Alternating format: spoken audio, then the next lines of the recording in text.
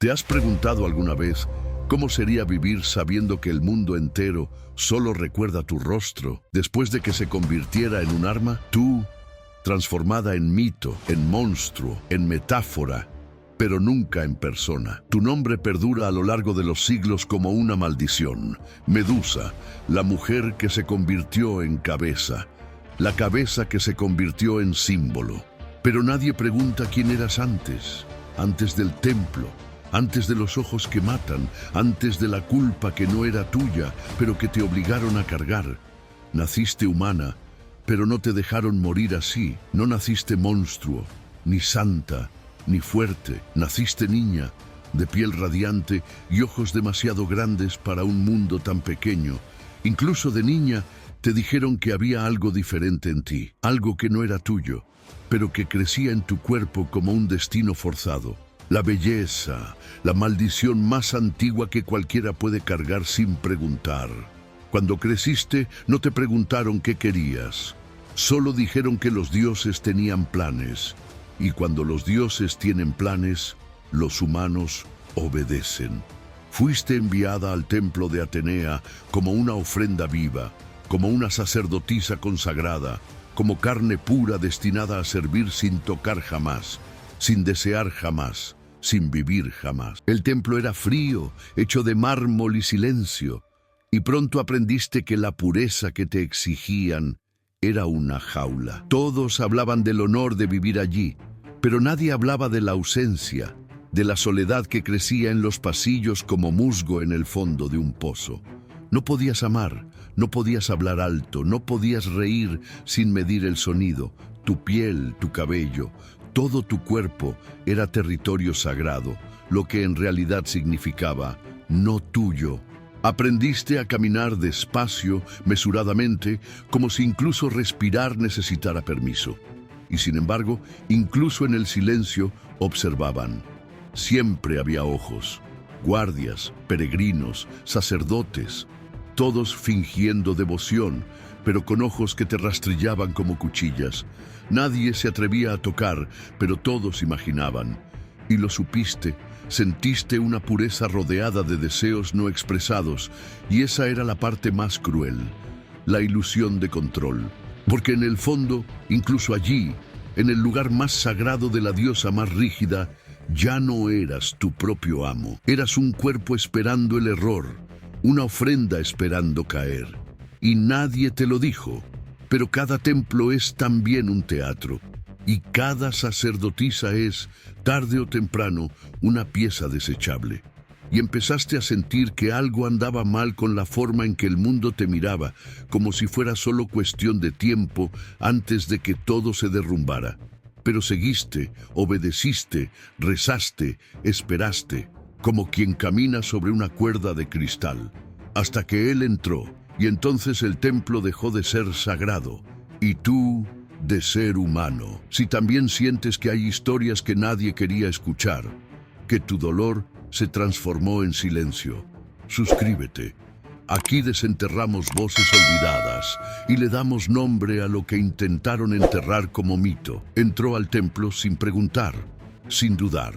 Poseidón, dios del mar, no vio en ti a una sacerdotisa, sino a una mujer aislada y vulnerable, hecha para ser violada y olvidada. Dijiste que no, pero nadie te escuchó. No cayó ningún trueno. Ninguna diosa apareció, solo silencio. Cuando todo terminó, se fue como si nada hubiera pasado y tú te quedaste, rota, sola, intentando comprender si esto era un castigo o simplemente el destino de las mujeres nacidas. Entonces llegó Atenea, no para escucharte, sino para castigarte. Transformó tu dolor en una sentencia. Tu cabello se convirtió en serpientes, tus ojos en condena. Te convertiste en leyenda, no por venganza, sino por ser inoportuna. Aislada, borrada, convertida en monstruo. No importaba lo que hiciera Poseidón, importaba lo que representabas, miedo, y como siempre, los dioses no necesitaban ensuciarse las manos, simplemente tenían que contar la historia a su manera. No te escucharon, fuiste silenciada, moldeada para servir de advertencia, para cargar con una culpa que no era tuya, y por eso, hasta el día de hoy, tu nombre nos persigue, porque nos recuerda todo lo que aún hacemos por las mujeres que se atreven a existir. La primera vez que mataste fue por accidente. Un viajero extraviado, quizás un cazador, quizás solo alguien demasiado curioso, apareció en tu territorio, se acercó demasiado y antes de que pudieras decir nada, se convirtió en piedra, rígido, inerte, inmortalizado en el mismo instante en que te vio. Y no lloraste, no había tiempo, porque pronto llegaron otros, guerreros, ladrones, héroes del momento, todos queriendo demostrar algo, todos seguros de que derrotarte era un atajo a la gloria. Y uno a uno todos se detuvieron, congelados, estatuas esparcidas por la tierra seca, formando un jardín de cadáveres verticales. Pronto aprendiste que la soledad era ahora el único lugar seguro, que tu voz no tenía más función que tu imagen, era una sentencia.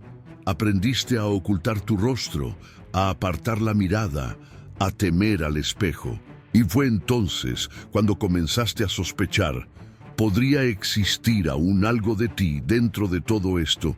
La chica del templo, la joven de sueños reprimidos, aún respiraba en algún rincón de esta maldición viviente, o no era más que un reflejo distorsionado de la furia ajena. Empezaste a contar los días por las piedras que te rodeaban, a medir tu humanidad por las veces que lograbas dormir sin recordar el rostro de aquel a quien petrificaste. Pero no era rabia lo que sentías. Nunca lo fue. Era culpa, era vacío, era un eco incesante que preguntaba ¿por qué? Y el silencio respondía porque estabas allí. Con el tiempo, tu nombre se convirtió en una advertencia. Medusa, la que mata con la mirada, la que se convirtió en serpiente, la que devora hombres, pero nadie lo dijo, la que fue devorada, dentro, por los dioses, por las leyendas, por las versiones escritas sin ti. Y es en este exilio que comprendes que el monstruo al que llaman no es lo que eres, sino lo que el mundo necesitaba que fueras. Para dormir tranquilo, para mantener el orden, para seguir culpando a la víctima sin remordimiento. Llegó como un héroe, Perseo, joven, entrenado, con armas sagradas y ayuda divina. Las mismas deidades que te ignoraron cuando más lo necesitabas. No viste su rostro, solo el reflejo en el escudo. Intentaste escapar, demasiado tarde. El golpe fue limpiado, tu cabeza se convirtió en un trofeo, tu muerte en un detalle en el glorioso viaje de un hombre. Por primera vez pudieron ver tu rostro sin miedo. Muerto, volviste a ser útil. Usaron tu cabeza como arma, símbolo, adorno, y aún así siguieron temiéndote. No te dejaron descansar, te convertiste en leyenda, pero nunca por elección propia. Tu historia fue contada como una maldición, pero solo fue un castigo por ser demasiado cuerpo, demasiado dolor, demasiada presencia. No eras un monstruo, eras una mujer que se atrevió a existir, y por esto el mundo no perdona.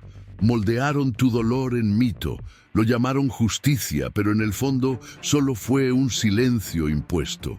Hoy, cuando susurran tu nombre, todavía hay quienes escuchan no la leyenda, sino la súplica, véanme, porque tras esos ojos petrificantes había una mujer intentando sobrevivir. Si la historia de Medusa aún resuena, no es porque fuera un monstruo, sino porque fue silenciada, convertida en símbolo por un mundo temeroso de las mujeres que se niegan a permanecer en silencio. Y quizás, al revisitar su mito, no solo estemos rescatando el pasado, sino mirándonos en el espejo.